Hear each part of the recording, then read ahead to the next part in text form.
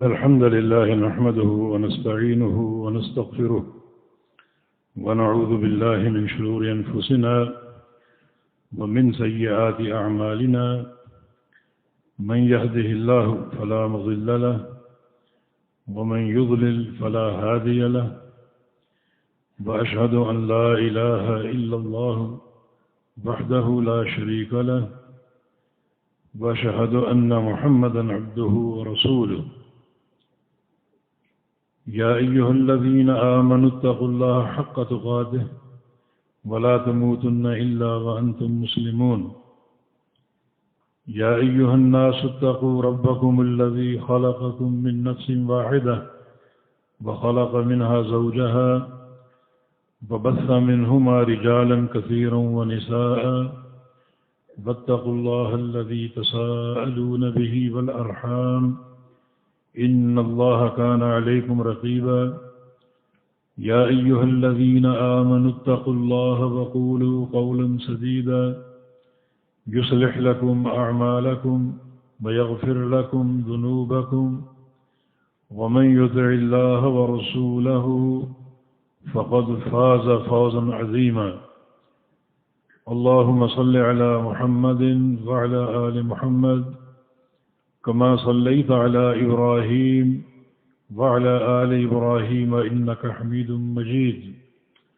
اللهم بارك على محمد وعلى آل محمد كما باركت على إبراهيم وعلى آل إبراهيم إنك حميد مجيد سبحانك لا علم لنا إلا ما علمتنا إنك أنت العليم الحكيم وبعد فأعوذ بالله من الشيطان الرجيم من همزه ونفخه ونفثه بسم الله الرحمن الرحيم إنا أعطيناك الكوثر فصل لربك وانحر إن شانئك هو الأبتر.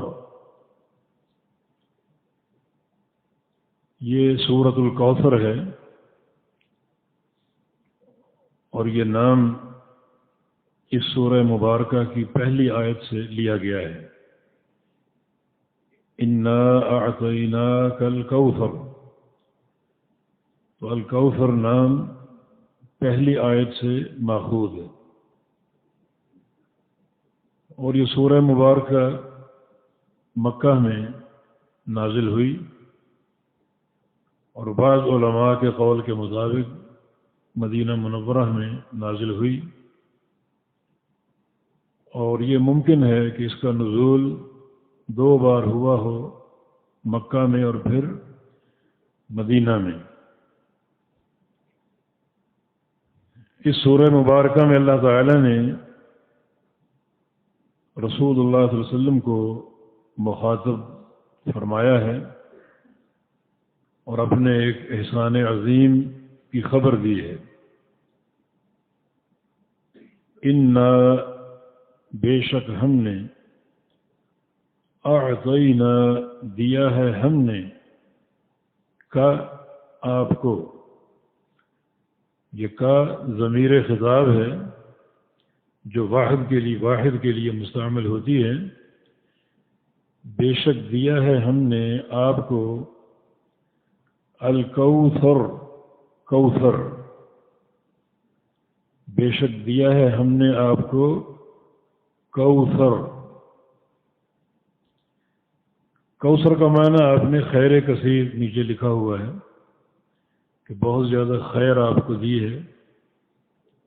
یہ معنی بھی بعض علماء سلف سے منقول ہے.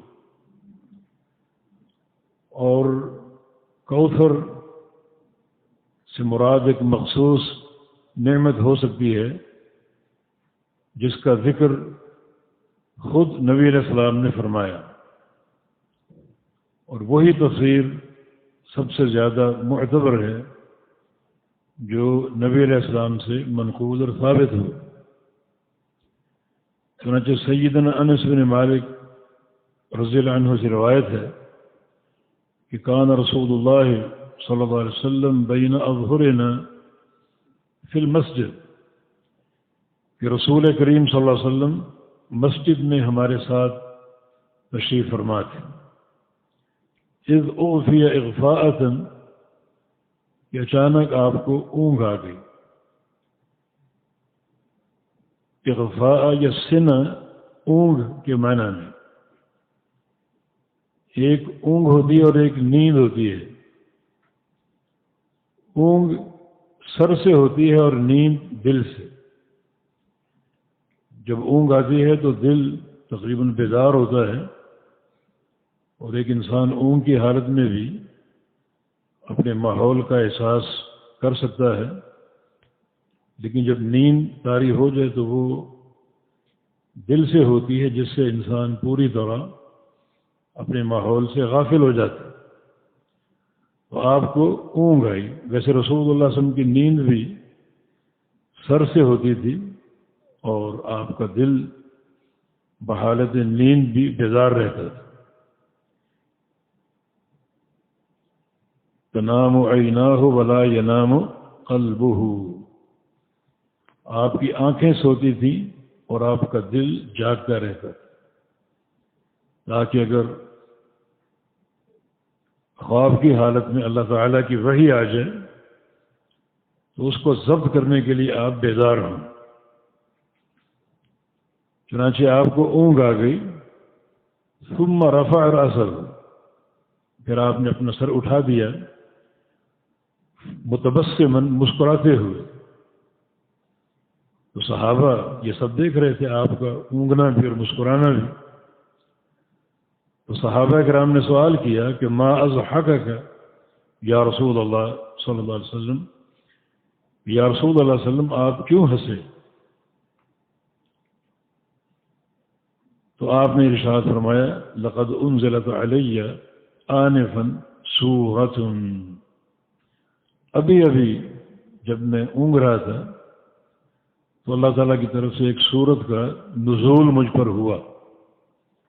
جب میں اونگ رہا تھا تو ایک خواب کی حالت میں اور اونگ کی حالت میں ایک سورت مجھ پر نازل ہوئی. پھر آپ نے اس سورہ کی تلاوت کی. بسم اللہ الرحمن الرحیم انا اعطیناک الکوثر فصل لربک وانحر ان شانئک هو الابتر. پوری سورہ مبارکہ کی آپ نے تلاوت فرمائی. پھر آپ نے پوچھا اتدرون ما الکوثر. کیا تم جانتے ہو کوثر کیا ہے؟ تو صحابہ نے عرض کیا کہ اللہ و رسولہ اعلم.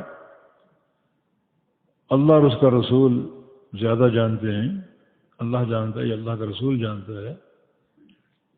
اس کا معنی یہ ہے کہ اگر کوئی مسئلہ شریعت سے متعلق ہوتا تو صحابہ یہ کہا کرتے تھے اللہ و رسولہ اعلم. اللہ تعالیٰ جانتا ہے یا اللہ کا رسول جانتا ہے. اللہ تعالیٰ کیوں جانتا ہے؟ اس کے پاس سارا علم ہے. رسول کیوں جانتا ہے؟ اللہ تعالیٰ کے بتانے سے. اللہ تعالیٰ کی وحی آپ پر نازل ہوتی ہے. تو یہ ہے امور شریعت کے بارے میں. اور اگر امور تکوینی کا سوال ہوتا مثلا بارش کب ہوگی تو پھر یہ جواب نہیں ہے اللہ و رسول اعلم. پھر ہے اللہ اعلم. کیونکہ جو بھی کائنات کے تغیرات ہیں بارش کب ہوگی یا نہیں ہوگی اللہ تعالیٰ کے علم میں. اگر پوچھا جائے قیامت کب آئے گی تو اس کا یہ جواب نہیں کہ اللہ و رسول عالم. صرف اللہ عالم. کیونکہ یہ امور غیبیہ ہیں جن کا تعلق شریعت سے نہیں ہے بلکہ تکوینی امور سے. اور تکوینی امور اللہ کے سوا کوئی نہیں جانتا. امور شریعت ہوں تو چونکہ اللہ تعالیٰ اپنے رسول کو خبر دیتا ہے شرعی امور کے بارے میں تو وہاں اللہ و رسول عالم کہا جا سکتا اور صحابہ کہا کرتے تھے. لیکن تکوینی امور میں صرف اللہ جانتا. قیامت کب آئے گی اللہ جانتا. بارش کب ہوگی اللہ جانتا. تو یہاں صحابہ نے اللہ و رسول عالم کہا کیونکہ مسئلہ شرعی امور کے تعلق سے تھا، تو پھر رسول اللہ صلی اللہ علیہ وسلم نے ارشاد فرمایا کہ کوثر جو ہے نہر وعدنی ہے ربی، یہ ایک حوض، ایک نہر ہے جس کا اللہ تعالیٰ نے مجھ سے وعدہ فرمایا ہے، علیہ خیر کثیر، اس حوض میں بہت سی خیر ہوگی اور بہت سے امور ہوں گے جن کا تعلق خیر سے ہوگا۔ اور پھر آپ نے اس حوض کی کچھ تفصیلات ذکر فرمائیں۔ تو کوثر کا ترجمہ اگر خیر کثیر کریں تو یہ بھی درست ہے، کیونکہ حوض بھی خیر کثیر سے ہے، اور اگر مخصوص یہ نہر قرار دیں یا حوض جو قیامت کے دن آپ کو عطا ہوگا، تو یہ وہ معنی ہے جو خود رسول اللہ صلی اللہ علیہ وسلم نے فرمایا ہے۔ یہ خیر کثیر کا ترجمہ اس صورت کے شان نزول کو دیکھ کر کیا جاتا ہے، جب کفار قریش نے کہا تھا کہ رسول اللہ صلی اللہ علیہ وسلم یا محمد ان کے لیے کوئی خیر نہیں ہے، خاص طور پہ اس حوالے سے کہ آپ کی نسل آگے نہیں بڑھے گی، ختم ہو جائے گی۔ کیوں؟ کیونکہ رسول اللہ صلی اللہ علیہ وسلم کو اللہ تعالیٰ نے بیٹے دیے اور سارے کے سارے فوت ہو گئے۔ سب سے بڑے بیٹے کی جو عمر تھی وہ تقریباً 1.5 سال تھی، عبداللہ کی، ابراہیم کی، اور وہ بھی فوت ہو گئے۔ تو اس پر کفار نے یہ بھپتی کسی تھی کہ آپ کی نسل آگے نہیں چلے گی اور نعوذ باللہ آپ کا نام و نشان مٹ جائے گا۔ تو اللہ تعالیٰ نے اس پر آپ کو یہ خوشخبری دی کہ ہم نے تو آپ کو کوثر دیا ہے۔ کوثر خیر کثیر کا نام ہے۔ کوثر یہ مبالغے کا صیغہ ہے، فوعل کے وزن میں۔ الکوثر اس کا وزن کیا ہے؟ فوعل، اور فوعل مبالغے کا صیغہ ہے جس میں کسی بھی شے کی کثرت یا اس کی قدر، اونچا مقام یا اس کا پرخطر ہونا یہ بیان ہوتا ہے۔ فلاں چیز بہت بڑی تعداد میں ہوگی تو اس کا اظہار یہ فوعل کے وزن پر کیا جا سکتا ہے۔ فلاں چیز بڑی قدر والی ہوگی، بڑی رتبے والی ہوگی تو اس کا اظہار بھی فوعل کے صیغے سے کیا جا سکتا ہے۔ یا فلاں چیز بڑی پرخطر ہوگی تو اس کی خطورت سے آگاہی بھی فوعل کے وزن سے دی جا سکتی ہے۔ جہر کا معنی اونچائی یا ایک چیز کا اظہار، اور جوہر کا معنی بہت زیادہ اظہار۔ بہت چمکدار موتیوں کو جوہر کہا جا سکتا ہے، تو یہ مبالغے کا معنی جوہر اور کوثر دونوں کا وزن فوعل۔ یہ ایک شخص اگر کثیر النوافل ہو اور کثیر التطوعات ہو اس کو نوفل کہا جا سکتا ہے۔ نوفل نفل سے ہے، اور نوفل بہت نفل ادا کرنے والا شخص، تو نوفل مبالغے کا صیغہ، اسی وزن پر الکوثر۔ تو رسول کریم صلی اللہ علیہ وسلم کو کوثر دیا گیا۔ اگر اس کا معنی حوض ہے تو یہ بہت ہی خیر کثیر کا حامل جو قیامت کے دن نبی علیہ السلام کو دیا جائے گا۔ اور احادیث میں اس حوض کے مواصفات وارد ہیں۔ ان حدیث کا خلاصہ یہ ہے، فرمایا کہ حافتاہ خیام اللؤلؤ، اس حوض کے دونوں طرف موتیوں کے خیمے ہوں گے، اور اللہ بڑی تکریم دے گا ان لوگوں کو جو اس حوض پر وارد ہوں گے۔ موتیوں کے خیمے اس حوض کے دونوں طرف ہوں گے، مسک اظفر، اور جو نیچے مٹی ہوتی ہے نہر کے نیچے یا حوض کے نیچے، حوض کوثر کی مشک کی مٹی ہوگی جس کی خوشبو اس پانی میں شامل ہوگی۔ مسیرت شہر، اس حوض کی لمبائی 1 مہینے کی سفر کی مسافت کے بقدر۔ 1 مہینہ کوئی شخص چلتا رہے، یہ نہیں بتایا کہ وہ سفر کس چیز پر ہو، گھوڑے پر ہو یا ہوائی جہاز پر ہو یا پیدل ہو۔ اگر پیدل بھی ہو تو 1 ماہ میں انسان 3 ساڑھے 3 ہزار میل طے کر سکتا ہے۔ یہ اس حوض کی لمبائی ہے۔ اور چوڑائی بھی لمبائی کے برابر. ایک حدیث میں عرضہ شہر کے الفاظ بھی ہیں کہ اس کی چوڑائی بھی لمبائی کے برابر ہوگی. اور ایک حدیث میں حوض کوثر کی لمبائی کا ذکر ہے. دو جگہوں کا آپ نے ذکر کیا، ایلہ اور جحفہ. یہ ایلہ سے لے کر جحفہ تک جو فاصلہ بنتا ہے، اتنا فاصلہ حوض کوثر کا، اتنی اس کی لمبائی ہوگی. اور ایک حدیث میں عدن سے عمان تک، عدن اور عمان یہ دونوں معروف ملک ہیں، تو عدن سے عمان تک جو فاصلہ ہے اتنا یہ حوض کوثر کی لمبائی ہوگی. معنی بہت بڑا حوض ہوگا. اور فرمایا کہ ماؤہ ابیض من اللبن، اس کا پانی دودھ سے زیادہ سفید ہوگا. اور ایک حدیث میں برف سے زیادہ سفید ہوگا، جو برف آسمان سے گرتی ہے. اور کبھی آپ نے دیکھی ہو پہاڑوں پر برف جمی ہوئی تو اس کی سفیدی جو ہے وہ ناقابل مثال ہوتی ہے. تو حوض کوثر کا پانی برف سے زیادہ سفید ہوگا. اور ایک حدیث میں احلی من العسل کے الفاظ ہیں کہ شہد سے زیادہ میٹھا ہوگا. اور ایک حدیث میں ریحہ اطیب من المسک، کہ اس کی خوشبو جو ہے وہ کستوری سے زیادہ عمدہ ہوگی.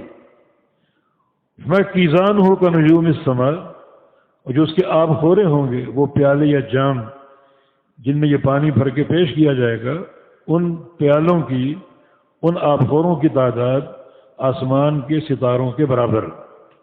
ایک حدیث میں آتا ہے کہ اندھیری رات ہو اور بیچ میں بادل حائل نہ ہوں تو کس طرح وہ ستارے آپ کو کثرت سے چمکتے دکھائی دیتے ہیں، اس طرح حوض کوثر پر آب خورے موجود ہوں گے جن میں جام جو ہے وہ پانی بھر بھر کے پیش کیا جائے گا. اور ایک حدیث میں من شرب منہ لا یظمأ ابدا حتی یدخل الجنہ، جس شخص کو اس حوض کا ایک گھونٹ نصیب ہو گیا تو اس کو پیاس نہیں لگے گی جنت میں داخل ہونے تک. یہ دن جو دنیا کے 50,000 سال کے برابر ہے اور سورج 1 میل کے فاصلے پر ہوگا اور ٹھنڈک حاصل کرنے کی اور کوئی صورت نہیں ہوگی، تو اس حوض کوثر کے پانی کا ایک گھونٹ جو ہے وہ اتنا کفایت کر جائے گا کہ اگر 50,000 سال بھی اس میدان میں کھڑا ہونا پڑا تو پیاس نہیں لگے گی، حالانکہ سورج 1 میل کے فاصلے پر ہوگا.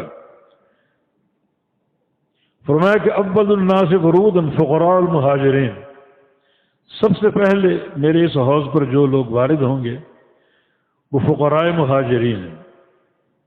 فقراء مہاجرین وہ صحابہ جن کو اللہ رب العزت نے مکہ سے مدینہ ہجرت کا شرف عطا فرمایا اور جن کی زندگی فقر میں گزر گئی.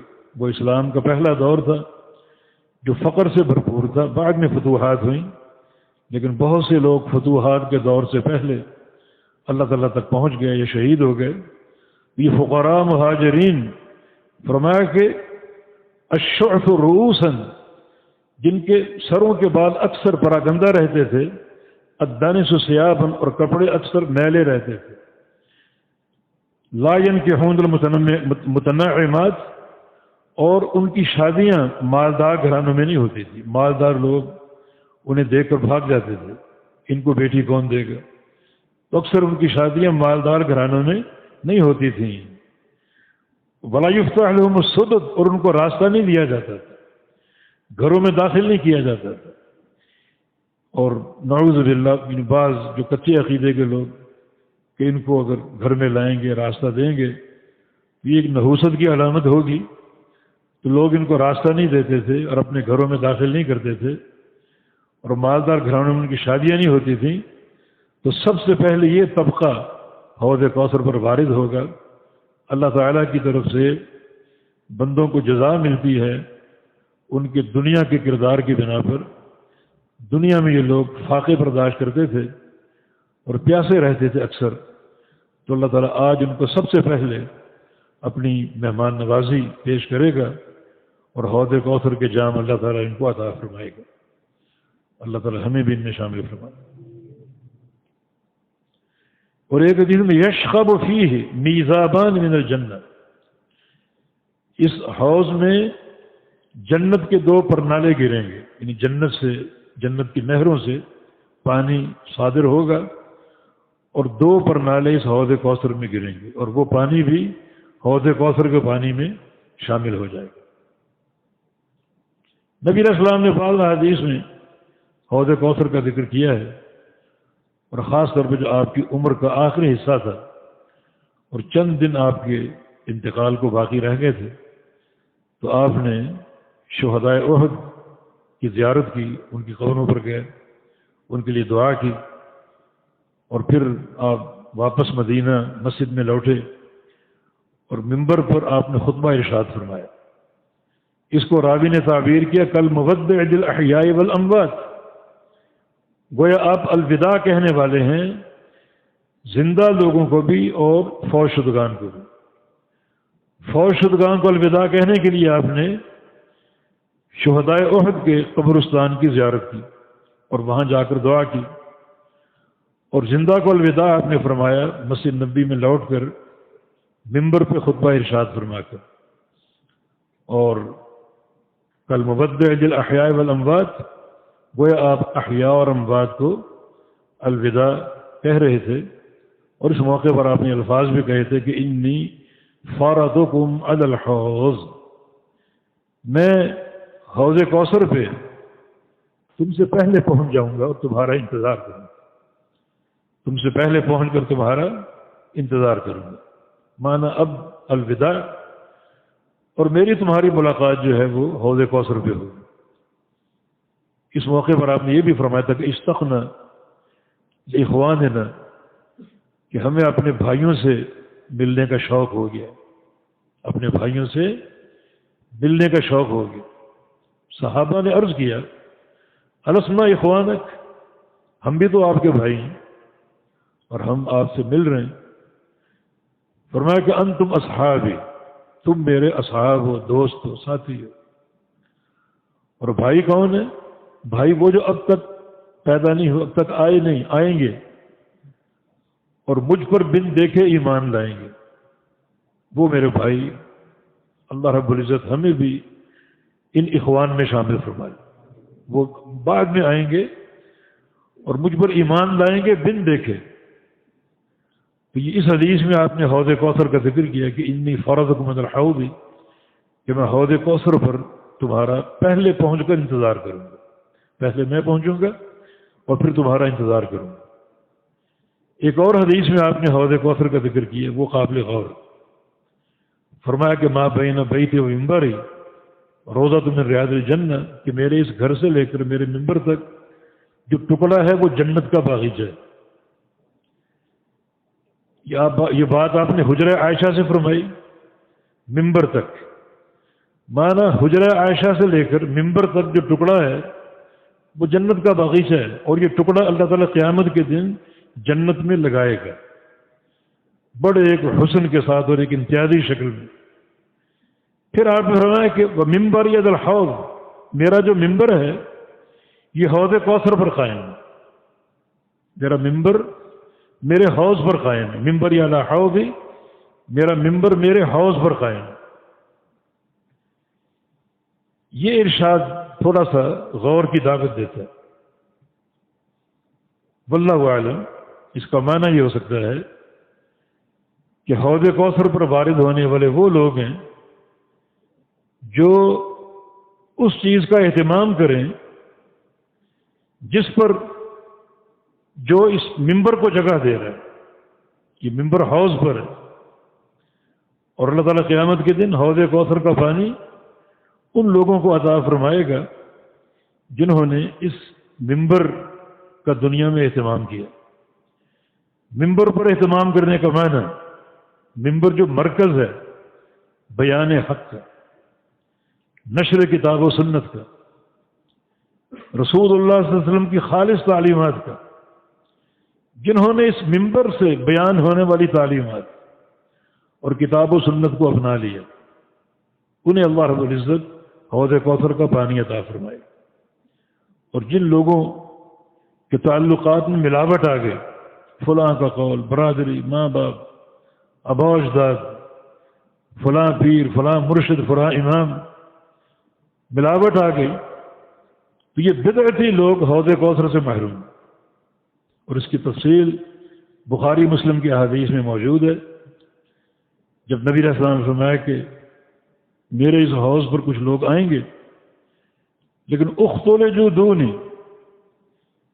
میرے پاس پہنچنے سے پہلے انہیں گرفتار کر لیا جائے گا، رک جاؤ، تم آگے نہیں جا سکتے، تم اس حوض کے قابل ہی نہیں، ان کو روک دیا جائے گا۔ میں کہوں گا امتی امتی، میری امت ہے، انہیں کیوں روکا جا رہا ہے؟ تو جبریل امین فرمائیں گے کہ انک لا تدری ما احدثوا بعدک، آپ نہیں جانتے انہوں نے آپ کے بعد اس دین میں کیسی کیسی بدعتیں جاری کی۔ یہ بدعتی لوگ، وہ ایمان لائے، کلمہ پڑھا، نمازیں پڑھیں، روزے رکھے، حج کیے، زکاتیں دیں، مگر ان کے عمل میں بدعات شامل تھی، ان کے منہج میں بدعات شامل تھی، ان کے عقیدے میں بدعات شامل تھی، ان کے علائق میں بدعات شامل تھی، یہ اس حوض کوثر کے قابل نہیں ہے۔ جب نبی علیہ السلام یہ سنیں گے تو آپ کیا فرمائیں گے؟ سحقاً سحقاً لمن غیر بعدی، جن لوگوں نے میرے بعد میرے دین کو تبدیل کیا، یہ سازش کی، بدعات کو شامل کر کے دین کو تبدیل کرنے کی سازش کی۔ دین تبدیل نہیں ہو سکتا۔ انا نحن نزلنا الذکر وانا له لحافظون، اس دین کو ہم نے اتارا ہے، ہم اس کی حفاظت کریں گے، کوئی دنیا کی طاقت دین کو تبدیل نہیں کر سکتی۔ انہوں نے کوشش کی، یہ سازشیں کی، انہیں مجھ سے دور کر دو۔ وہ نبی جو امت کی شفاعت کا حریص ہے، امت کی بخشش کا حریص ہے، بدعت اتنا بدترین عمل ہے کہ آپ فرمائیں کہ دور کر دو ان کو، میری نظروں سے اوجھل کر دو۔ تو ان دونوں حدیثوں کا مضمون ملتا ہے، ممبر علی حوض، کہ میرا ممبر میرے حوض پر قائم ہے، تو کل اگر حوض چاہیے تو میرے ممبر کو پکڑ لو، اس کی تعلیمات کو پکڑ لو، اس پر جو نشر ہوتا ہے اللہ تعالیٰ کی وحی، کتاب و سنت، قرآن و حدیث، اسے تھام دو، اور اس کی تفصیل یہ حدیث بن سکتی ہے جس میں قیامت کے روز اہل بدعت کو دھتکار دیا جائے گا، گرفتار کر لیا جائے گا، جس کا معنی یہ کہ حوض کوثر پر اہل سنت، نبی علیہ السلام کے سچے پیروکار، جن کی نمازیں، روزے، منہج، سیاست، عقیدہ، میل جول، سب کا سب نبی علیہ السلام کی سنت کے مطابق، کسی مسئلے میں، کسی امر میں وہ دین سے خارج نہیں تھے، ادخلوا فی السلم کافہ کی تعبیر تھے، وہ لوگ اس پر وارد ہوں گے۔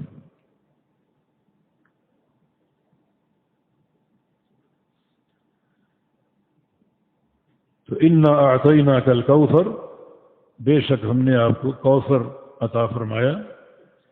خیر کثیر بھی ہو سکتا ہے، اصل میں بعض مشرکین نے، جن میں عاصم بن وائل اور ابو جہل، امیہ بن خلف، ولید بن مغیرہ، عتبہ اور شیبہ وغیرہ سب شامل تھے، اور یہودی کعب بن اشرف، انہوں نے کہا تھا کہ نبی علیہ السلام کے لیے کوئی خیر نہیں، اولاد تو ان کی بچتی نہیں، نہ ان کا نام باقی رہے گا، نہ ان کی نسل باقی رہے گی، اور جلدی ان کا نام، ان کی شہرت مٹ جائے گی، اور کوئی ان کا ذکر کرنے والا نہ ہوگا۔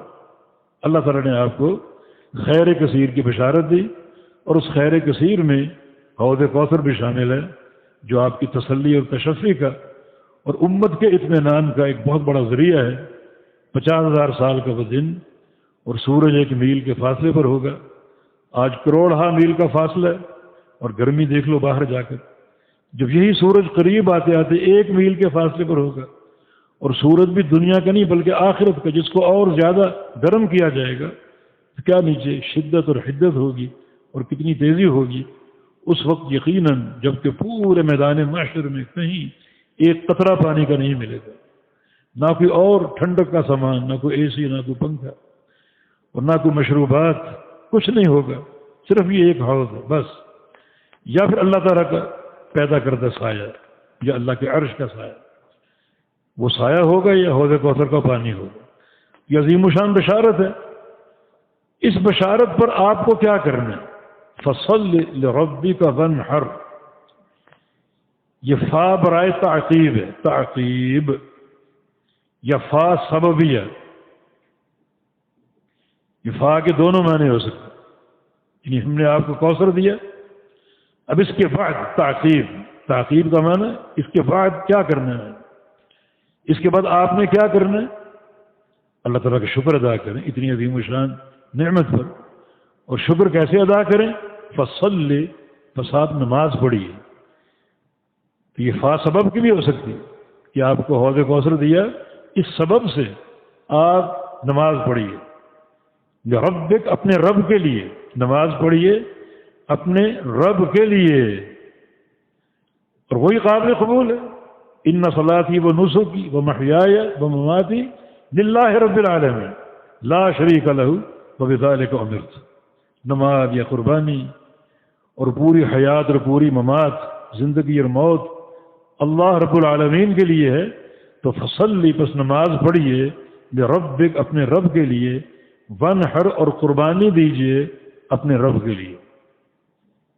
نماز پڑھیے اپنے رب کے لیے اور قربانی دیجیے اپنے رب کے لیے. جو بدنی عبادات ہیں ان کی سردار نماز ہے، اور جو مالی عبادات ہیں ان کی سردار قربانی. اس لیے حج بڑی بہترین عبادت ہے. نبی صلی اللہ علیہ وسلم سے پوچھا گیا کہ افضل حج کیا ہے؟ فرمایا کہ الحج والعج. افضل حج دو چیزوں کا نام ہے، ایک اچھی قربانی دینے کا نام ہے، اور دوسرا بلند آواز سے اللہ کا ذکر اور تلبیہ پڑھنے کا نام. بلند آواز اور اچھی قربانی. تو افضل حج میں بھی قربانی شامل ہے. تو آپ نماز پڑھیے اپنے رب کے لیے اور قربانی دیجیے اظہار شکر کے لیے کہ اللہ تعالیٰ نے آپ کو اور آپ کی امت کے لیے یہ عظیم الشان نعمت الکوثر عطا فرمائی ہے. تو اظہار شکر کے لیے آپ نماز پڑھیے اور قربانی دیجیے ربک، اپنے رب کے لیے، جس میں کوئی ریاکاری نہ ہو، دکھاوا نہ ہو، دنیا کی شہرت کا حصول مقصود نہ ہو، بلکہ اللہ تعالیٰ کو راضی کرنا مقصود ہو. ان شانئک هو الابتر. شانئک اسم فاعل کا صیغہ، اور یہ مضاف مفعول کی طرف، یہ کا ضمیر مفعول ہے. بعد شنع یشنع، شانئ، شنع یشنع فهو شانئ اے الذی یشنعک. تو کا یہ جو ضمیر ہے محل نصب میں ہے، اصل مفعول واقع ہو رہی ہے. ظاہری ترکیب میں یہ مضاف مضاف الیہ ہے، شان مضاف اور کا مضاف الیہ، لیکن حقیقی طور پر کا جو ہے یہ مفعول کی ضمیر ہے. یشنعک، شان کا معنی عیب لگانے والا، گالی دینے والا، دشمنی کرنے والا. بے شک بلا شبہ شانئک، آپ کا دشمن یا آپ سے دشمنی کرنے والا، هو الابتر، وہی ابتر ہے، وہی ابتر ہے. ابتر یہ بطرن سے ماخوذ اور بطرن قطع کو بولتے ہیں، قطع ٹکڑا، کیونکہ ٹکڑا اصل سے جدا ہوتا ہے، اس لیے ابتر کا معنی مقطوع، جدا کیا ہوا، توڑا ہوا.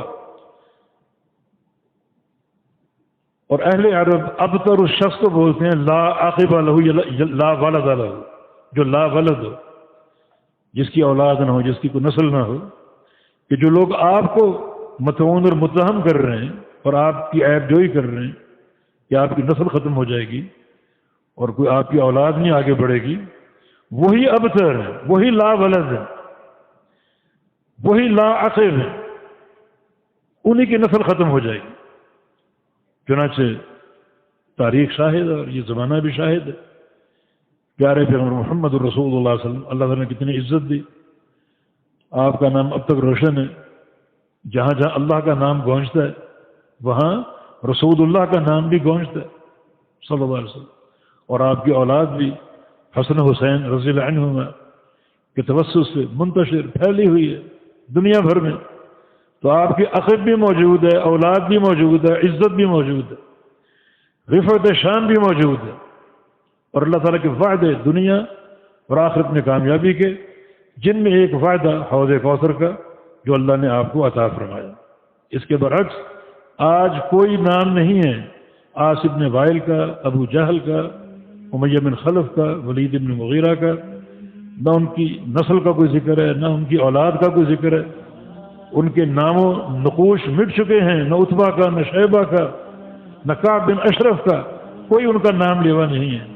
سب کے نام مٹ چکے. اور محمد الرسول اللہ صلی اللہ علیہ وسلم کا نام نصف النہار کے سورج سے بڑھ کر بھی روشن، واضح، اجلا اور عیاں ہے. اور جو اللہ تعالیٰ کے وعدے ہیں حرف بحرف پورے ہوئے اور یہ سب کچھ نبی علیہ السلام کی نبوت کی صداقت کی دلیل ہے۔